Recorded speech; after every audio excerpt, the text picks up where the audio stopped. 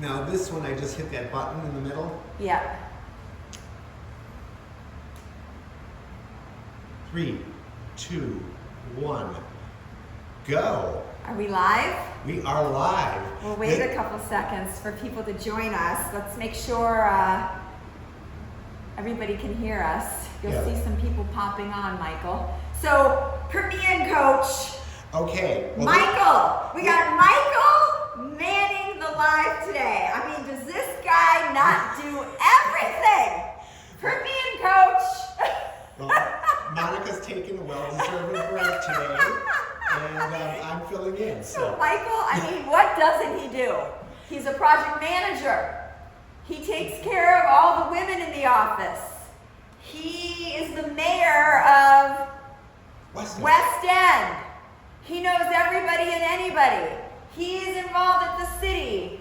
He's involved with our projects. I mean, Michael, what don't you do? We all need a Michael in our life. Monica says she can hear us. How does it sound, Monica? Does the sound okay? Do we sound echoey? This is the first time that Monica has had the experience remote. To now she's going to come back, Michael, she's going to come back with a long list of feedback. Get ready. Oh, I know. Monica's going to come back with notes of everything we can improve on.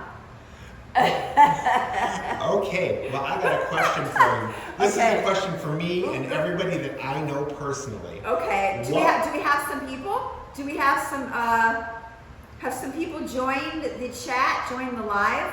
Yeah, we got a few people on there. Okay, well, everybody that's on there today, throw some questions at us. We're a little more rogue today. Well, I want my question first. Oh, okay. And first of all, welcome to beautiful downtown Dallas. It's a beautiful day in the neighborhood. It is. It actually is a very beautiful day outside. It's busy outside. People are walking around. Yes. Lots of traffic, too much traffic, but lots of it. We like traffic. That means that things are happening. Yeah. We like traffic. But my question is, and the question of a few of my friends from over the weekend, Tanya, what were you doing at the Tyson fight? Oh, really? Yes. They all want to know that? Does it not fit the vibe? Does it not fit the vibe check, Michael? Interesting.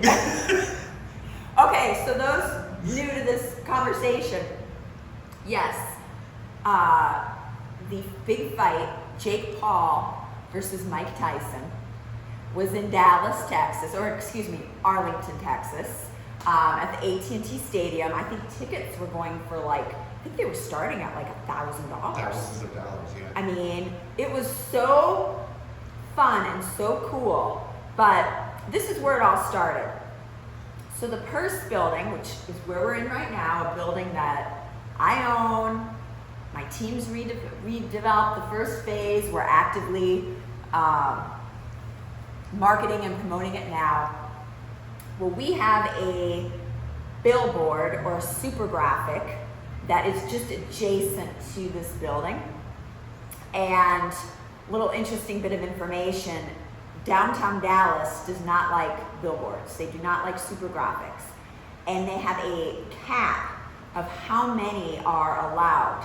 So in our downtown central business district, there are 22 super graphics, or what a lot of y'all will refer to as billboards. The big signs, 6,500 square feet plus, Netflix, HBO, Ford, Apple, those are all super graphics.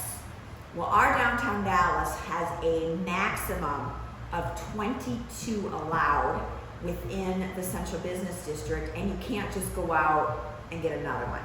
And they are treated just like a lease for a property. You have a broker, you have a lease with a group that then goes out and markets it to various advertisers. And for comparison purposes, there's only 2 or 3 national sign companies in all of downtown Dallas. Well, anyway, we had the Jake Paul and Mike Tyson's sign up adjacent to the purse building. And it goes up, I'm driving, I see that.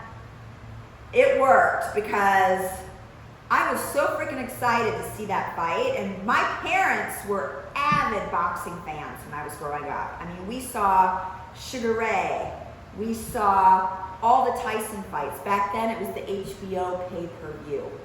So we got all those fights. And even locally, we'd go to a lot of the amateur fights. So when I saw this fight was gonna be here, I had to go. I've never been to a major fight, like a big time fight, in my entire life. So I called my friend Adam. I'm like, we gotta go. We gotta go. Please, please, let's try to get tickets. And a small group of us went. It was so much fun. Evander Holyfield walked by us. He was like as close to me as you are, Michael, just a few feet away. There were all kinds of celebrities in the house. All the women were dressed up. I know the fight wasn't so great itself, but it was so much fun. So I really do like boxing. I know that was a really long answer. Super graphic, advertisement, Tyson Paul fight, but it was fun. I've known you for a really long time. Yeah, I've known Michael for what, 15 years? 15 years, and I did not know this about you. Okay, another little bit of history. This will date me, but I can remember when Macho Randy Savage, do you remember him? Mm-hmm. That's a wrestler. Yeah. But I can remember when I was a kid, it was such a big deal that Macho Randy Savage came to our small town auditorium, and we went and watched him. And my father had a used car dealership in Rochester, Minnesota, and they were a sponsor of this wrestling thing. And I got to go behind and meet both Jake the Snake and Macho Randy Savage. Does that date me, y'all, or what? Story time. Okay. So what did you wear to this fight if all the gals were What did I wear? dressed to the nines? Well, I felt like I needed to wear all black.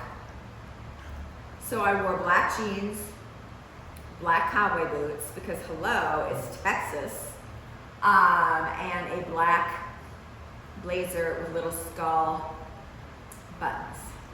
Okay. That's what I wore. Okay, that's a throwback, because when I met you, Yeah.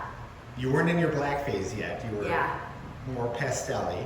Yes. And then you were in your black phase. Yes. And then it was COVID phase, where we were way more casual, because we were meeting outside at coffee shops. Yeah. And now you're into the fashion that you wear now. To the bright colors. So you regressed for the night. Cool. I did. I felt like I had to be edgy, and it wasn't someplace I wanted to show up in hot pink. Okay. But the traffic getting out of there, oh my gosh. I mean, I got home at like 3:15 in the morning, because the fight, went on to like 12:30 plus.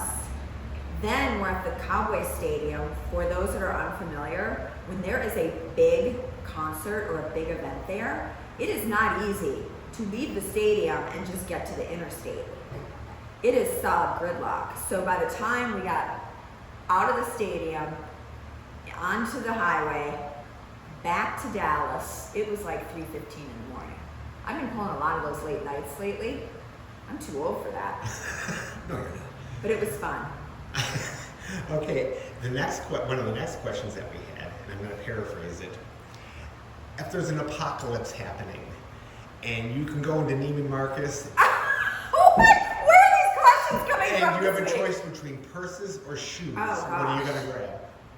Ooh, purses or shoes? I'd have to say purses. Okay. Because purses are one thing I never get rid of either. Like I share the story a lot that when I did my first big deal, I did two things. When I did my first big deal, I went out and I bought a Chanel purse. and I took everything else and reinvested. Kept my same car, still lived in my same apartment. I didn't go on this like big whatever, because what do you do with it? You want to turn around and reinvest it. At least I did. So I started buying real estate, but I did buy a Chanel purse, and I still have that purse. So shoes get beat up, you know, they fall apart. Sometimes, you know, you go through shoe trends, but one thing I don't get rid of is purses. Purses. Okay. Because everything comes back, right? That's true. Or never goes out. Yes. Okay. Next question would be any new updates on the purse building, speaking of purses? Okay, updates on the purse building. Well, the purse building, which I'm sitting in right now with lovely Jane Jacobs behind me, the famous urban activist and urban pioneer, sort of my spirit animal, if you will. The purse building is such a moving target. Talk about having, it's like being the prettiest girl in school and never getting asked out on a date. That's the frickin' purse building. I mean, the purse building is the prettiest girl in school. She's fabulous. She's at this stoplight 3 blocks from every major interstate. She backs up to DART, going to the international airport. We've got millions of visitors a year right outside of our door at Dealey Plaza. We got the new $3 billion convention center that's getting ready to start construction. They had the ribbon cutting a couple months ago, literally a stone's throw, 3 blocks in front of us. I mean, this gal, she's a knockout, but she's had really bad timing between coming online during the pandemic, between the use changing. You know, now we've got a team together that we're evaluating, doing all of our models. And for those that maybe don't know what I'm talking about when I say models, we've brought a team together. We've got a tax credit guy. We've got a broker. We've got a operations guy for food and beverage. We've got a construction guy. You got me, who just knows a little bit and enough about everything to understand all the different arms. And, you know, we're penciling this thing for a boutique hotel. The architect has laid this out with 102 rooms. We've went through and we've evaluated all of our construction costs. We have looked at the historic state and federal tax credits and determined that there are around 13 million in reimbursable tax credits for the project. The project also has what we call a tax abatement, which is a 10-year tax savings on the local tax base. It has also qualified for that. And you know, there's so many of these things that make this just a fabulous, fabulous building project and potential hotel. It's just had really, really strange timing. But I feel like we've got our momentum. You know, even since the election, I mean, literally, there were conversations we were having months ago, and everybody went radio silent because I think they were so unsure what was going to happen.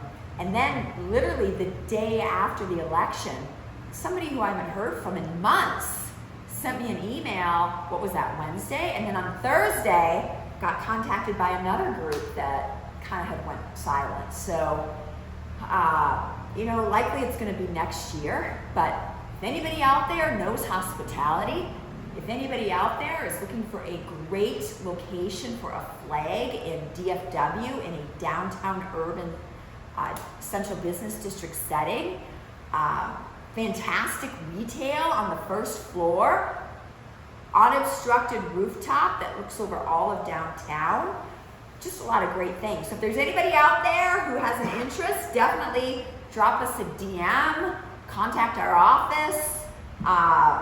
We'd love to talk with you. So that's the update. Okay, what's the hospitality outlook in Dallas right now? Well, DFW is the #1 hospitality in the entire country. There is a big push that that the hospitality market wants to be here. So between the convention center, between all of the growth with the tourism, we're actually operating at a deficit right now because there's been such an increase in number of conventions on the books in light of the new convention center that we actually do not have enough rooms in this market to cover what is ahead. We've got the women's NBA that's moving downtown. There's just there's a lot of movement in this market. But we need interest rates to come down, we need the treasury to come down, but all indications are very, very positive. Okay, now is any movement with the city, with the convention center or high-speed rail, is that all coming together? And will that all impact this location? Oh, absolutely. I mean, the convention center, that's probably the biggest topic of conversation right now for downtown and for the urban core. The high-speed rail, that's sort of a moving target as well. I know several of our city officials, economic development, were just in Tokyo to evaluate the high-speed rail there and how that will look within our city. Of course, our bus system is changing, our rail system is changing, but I think Dallas, for the size of our city, is one of the few cities of this size that I can think of in the United States where we even still have available land and still have the infrastructure to make some of these improvements. Well, that's great. I mean, I've watched this neighborhood evolve, so Yeah. it's really, really great. And a lot of the evolution has to do with you. Yeah, it's been quite a journey, that's for sure. It's been quite a journey. I mean, to think 20 years later, I still be down here having this conversation. I mean, I've been here longer than than everyone on city council. Then I've been through 5 or 6 city managers, 4 or 5 chief of police, too many mayors to count. Somehow I'm still here. Some days I think I need my head examined. You and me both, right, Michael? I was only marginally involved about when we first moved our offices down here. Yeah. And you got involved, citizen activist, I guess. Right. I mean, and that was right when COVID hit and everything Yeah. else. And I think a lot of the action that revitalized this part of downtown was based on your activities. Well, the foot traffic helps. So, for those that are unfamiliar, we had our office for probably 11, 12 years over in the farmers market in a historic building, just across the street from several other properties that Wildcat owns. And we made the move over to the West End, or to the government district, which is on the western side of downtown Dallas. And our office is a block away from the Purse building. We made that move in early 2021. And, we wanted to be closer to this office because we were spending some time here and just needed a new surrounding. And what's interesting is when we moved over here, we are very, very involved on the street, whether it's staff who are going out to grab coffee, whether it's going out to lunch. Not me, I know Monica, got a warm lunch. But, for the rest of the team that goes out on lunch, we had staff that took the DART.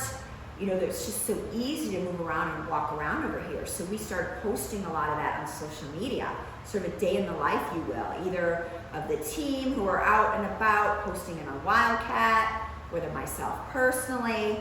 And I think that certainly has helped highlight downtown on this side of downtown, just what a gem it is. I mean, man, I love it. I mean, even sitting here in this window, I mean, there's just so much foot traffic. There's so many people moving around. We've got the county records building, which was a $200 million rehab project that finished, in 2023? 2022, late 2022. 22. You know, there's 1,000 new employees over there. There's all the tourists. There's historic offices that are being converted to multifamily. There's local restaurants and retail. I just think it's such a diamond over here.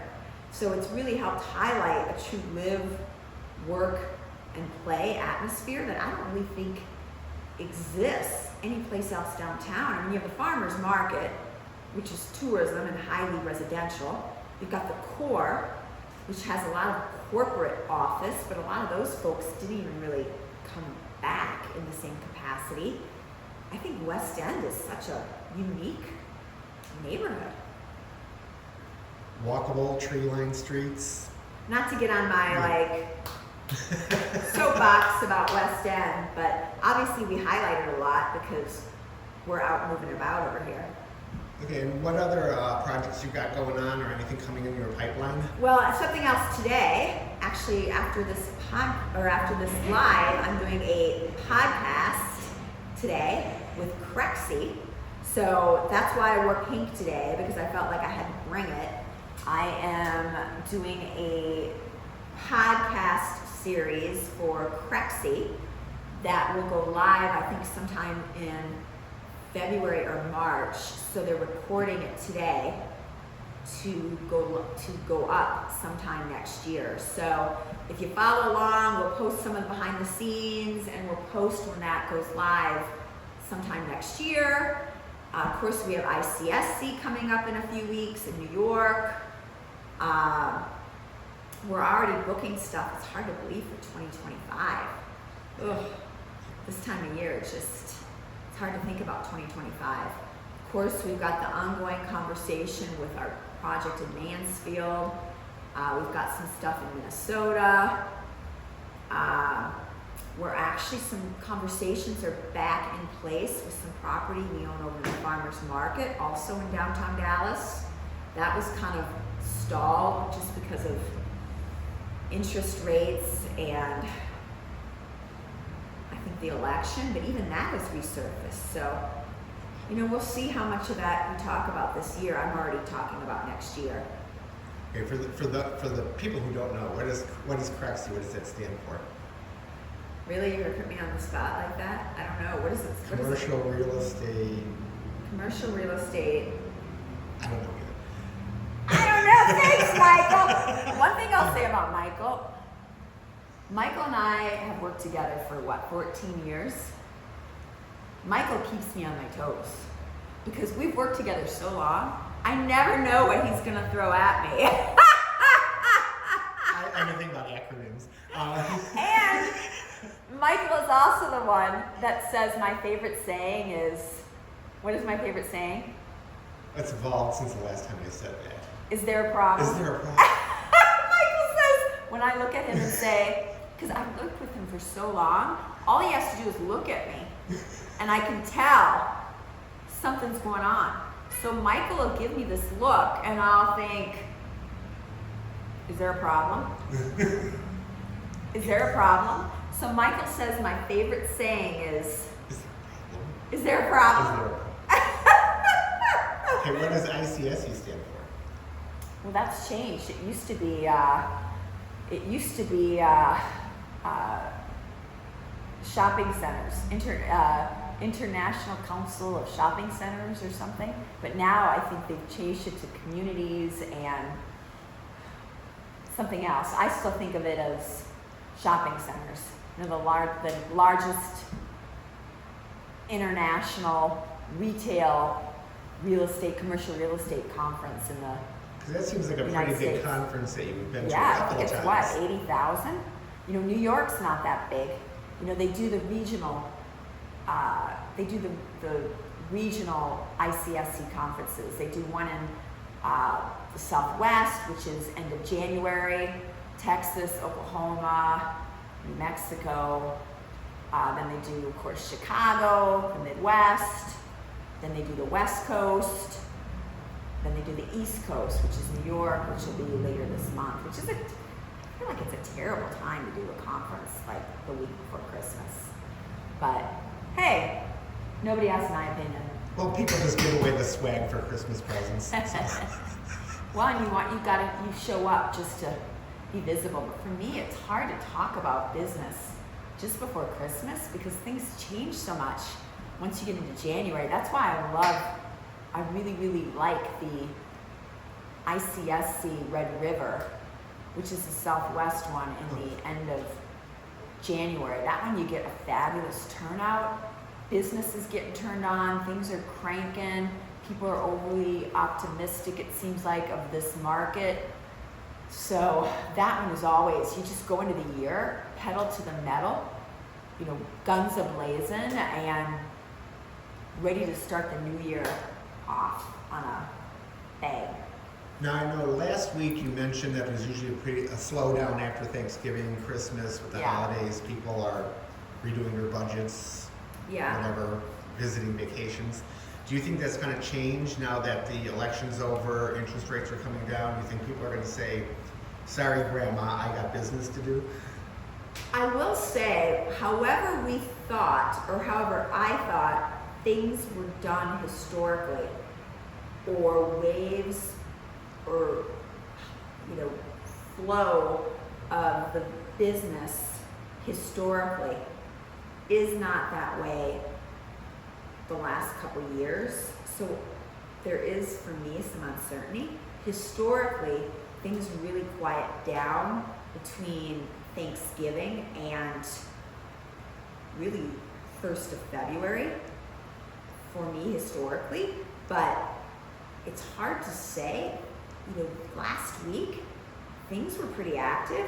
Leading up to the election, I was freaking out a little bit because the phone was not ringing and my emails were like a quarter of what they normally are, and people just weren't calling me back.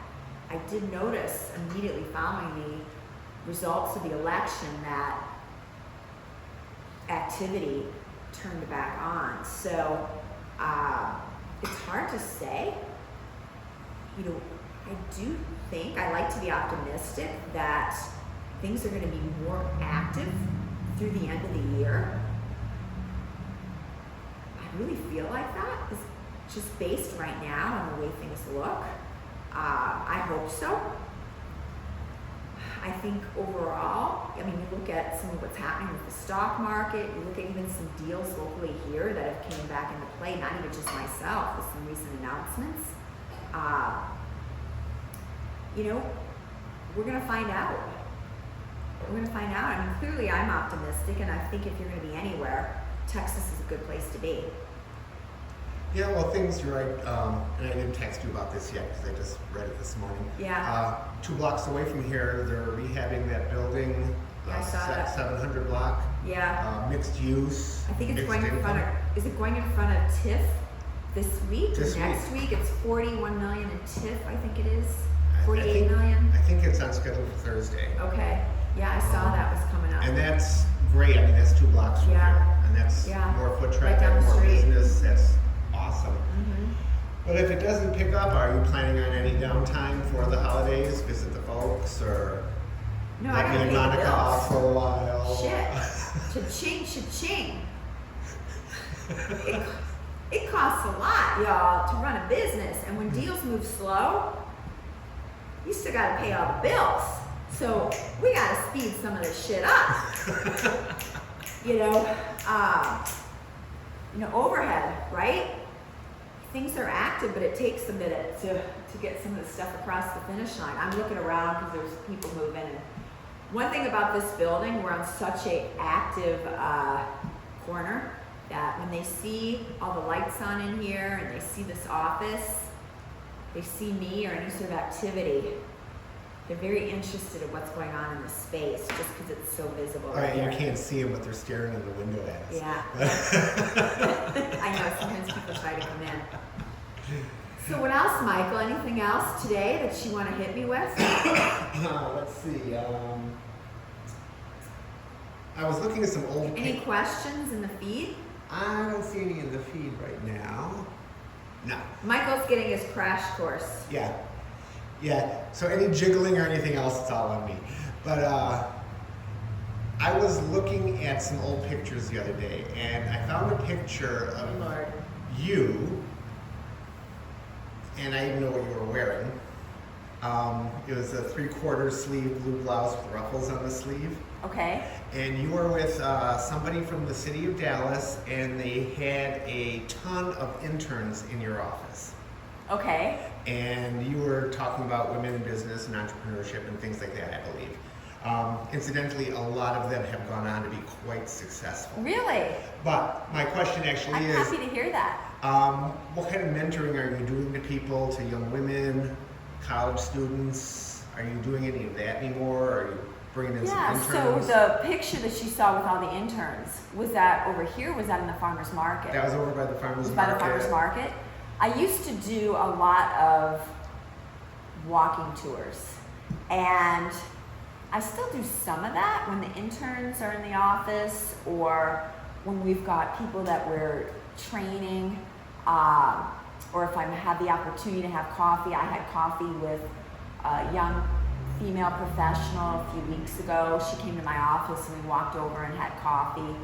I find that the best way to learn is to be in the field and boots on the ground. And, probably 10 years ago, I did so many walking tours, and I walked the neighborhood with city manager, chief of police,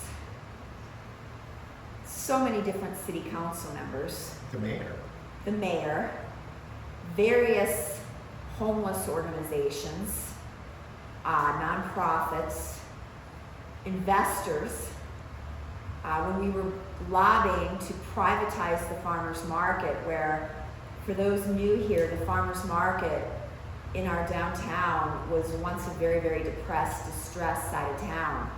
And it was run by the city. It was historically a 100-year-old city-run farmers market that was losing over $1 million a year, and the city just wanted to bulldoze it. And a group that I was involved in lobbied and organized to save the farmers market and essentially push for it to go private, and that neighborhood now is the largest residential district in all of downtown.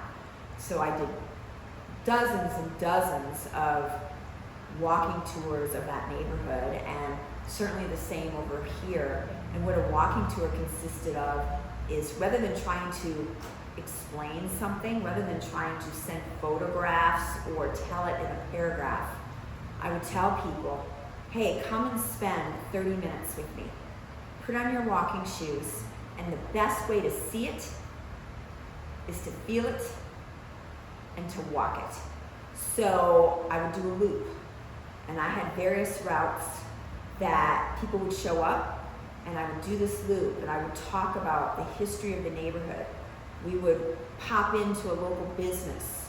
I would walk by sites that were either in the process of being approved for redevelopment or being approved for new construction, or things that were in the pipeline that would be coming. So instead of driving by and seeing just this mound of dirt or seeing an empty parking lot, I would walk through of, look, this is a $100 million new development that is 10 stories. Are you familiar with XYZ development?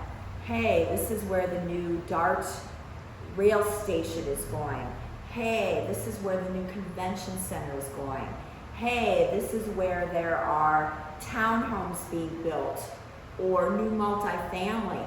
And as we would do that loop, all of a sudden, they would start to piece all of the things that they had heard or read about and now be able to visibly see it.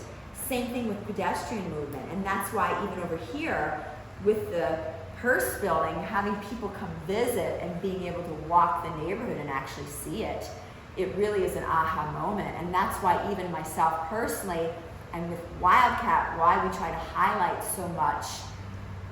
We're not as good as we used to be. Look, we're doing a lot, but we highlight a lot of what it looks like to be on the street. And, for myself personally, how I learn it and how I understand it and what keeps me really abreast of what's happening is just to be boots on the ground. So, and as far as your question, yeah, I still speak at SMU. I'm speaking with the Executive Speaker Series for the MBA program, again, I think in February. Judged several of the contests over there with the MBA program. You know, any chance I can, I love to do it. It's just, it's hard with time, right? It's hard to fit all that in, but I really enjoy doing it. Oh, that's cool. Now, another question. Lots of changes at City Hall here locally. Yes. Are you optimistic about some of the work that they're doing on the permitting and zoning? Do you feel it's going in the right direction? I know it's not going to be an overnight fix on some of the issues that they've had.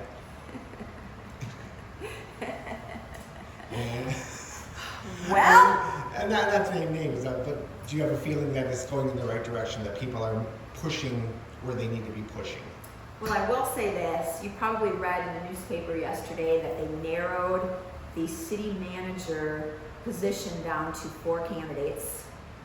Right. And we have a female interim city manager right now that was formerly the chief of staff for the previous city manager.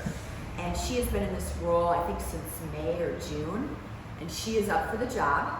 They also announced 3 other candidates, one from our neighbor over in Fort Worth, one from Michigan, and one from a county somewhere near Atlanta, Georgia. So those are the candidates for our new city manager job. The best thing, in my opinion, our city can do is not keep delaying this decision. You know, we're in a position now where the city is probably going to say, oh, it's close to the end of the year, we're going to push this into next year. Well, then come next May, we're having a election where several of the council members are going to term out. So then likely the council or the staff or whoever is going to say, well, I'm speculating here just based off my 20 years of experience. Well, you know, now we're up for a re-election and so many people are terming out. Let's just wait till after the election. Well, then come May, there's going to be runoffs. So then it'll go to June, which will then go to July, which the council is then on vacation. So then it's August, where they finally come back to the office with new council. And then they're going to say, oh, well, they got to get up to speed. And then you go into the holidays, and next thing you know, it's 2026, January. So I think that, in my opinion, as a business owner, as a real estate person, investor, as a person who's got projects in the pipeline, that would be a very bad decision to prolong the decision. In my opinion, the city and the leadership that's in place right now, the city council that are in place right now, who were voted by the constituents to make decisions, should make this decision, get somebody in that role, and full speed ahead to get these things in place, because we don't have the time. We are the land of the opportunity. We are a place that hospitality wants to be. And I don't want, and business wants to be, and finance wants to be, and we are in the gold mine right here. So these leaders in our city needs to get their ass in gear and effing make a frickin' decision and get this rolling forward. So not politically correct, and you got folks down there who are going to feel differently because they're not running a business. They're not sitting here in a position like I am where every month it's like cha-ching, ka-ching, cha-ching. Make this decision and let's move this forward so we can fix permitting, so we can be in the running for some of these big decisions to relocate here, so we can get economic development started and we can proceed forward. So Okay. that's, I know, Michael's like, whoa, she went there. She went there. I didn't mean it. Hell yeah, I went there. But, I'm sick of being so freaking politically correct. I mean, And it just seems like there are tools in place that can facilitate businesses, you know, economic development, TIFs, you know, tax abatements, that type of thing. But if the groundwork isn't in place to get the person to that point. I mean, if you can't get a Yes. permit, you're not gonna Exactly. go And through a TIF was 110 not page TIF meant to, application.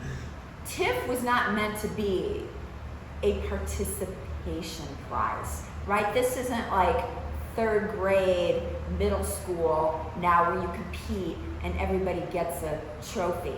No, TIF was meant to be a igniter for areas that were transitional areas to spur economic development and promote additional tax base, additional jobs, and get deals in motion and projects in motion to bring additional tax value to the, to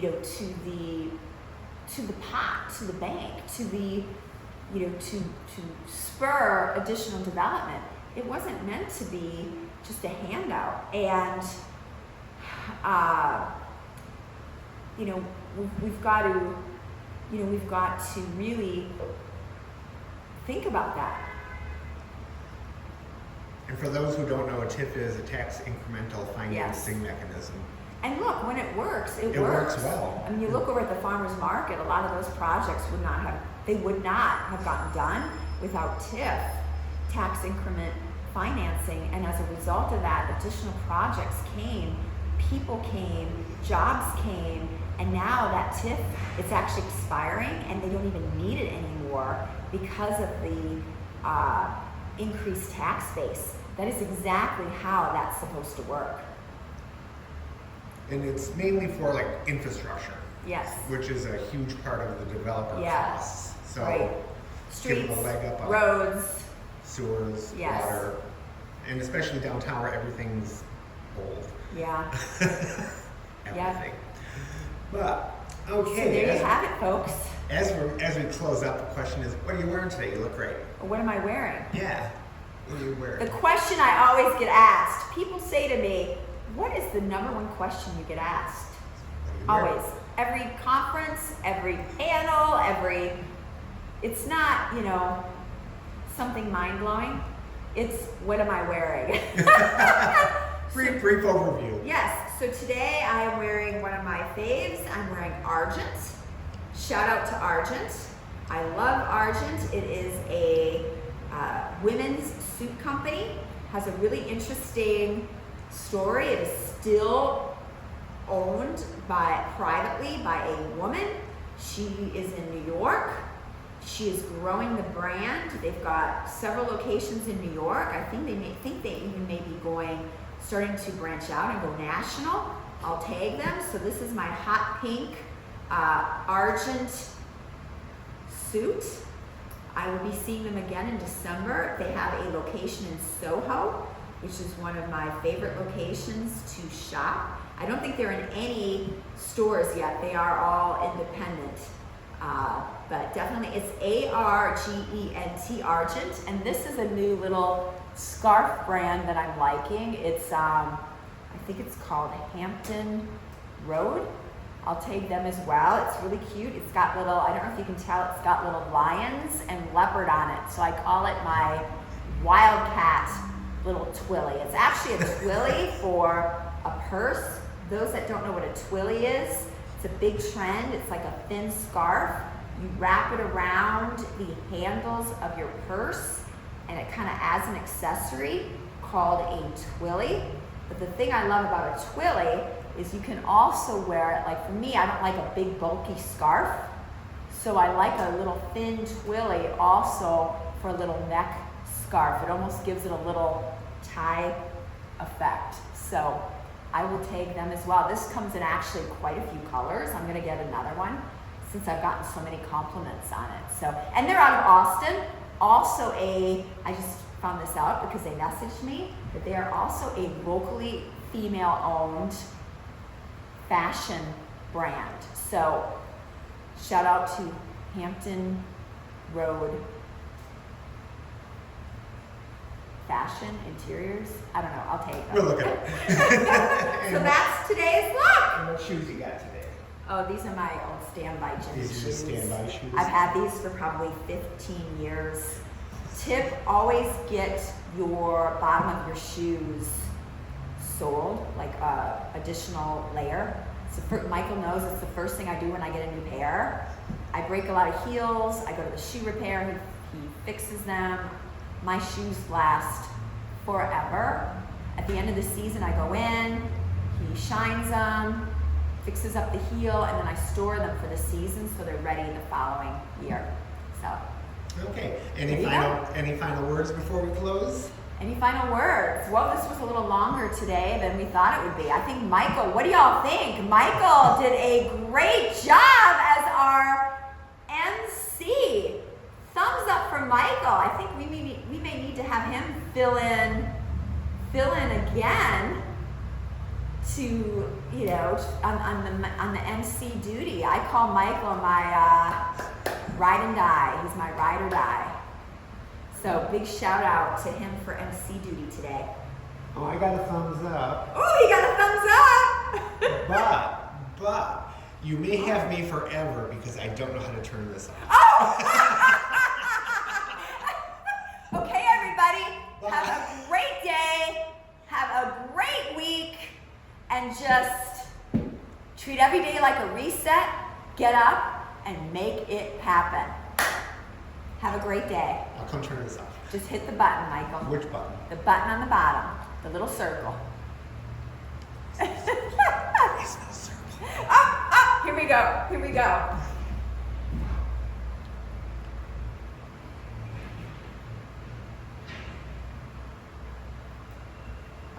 There we go. You just go up and hit the square. Oh, up there, okay.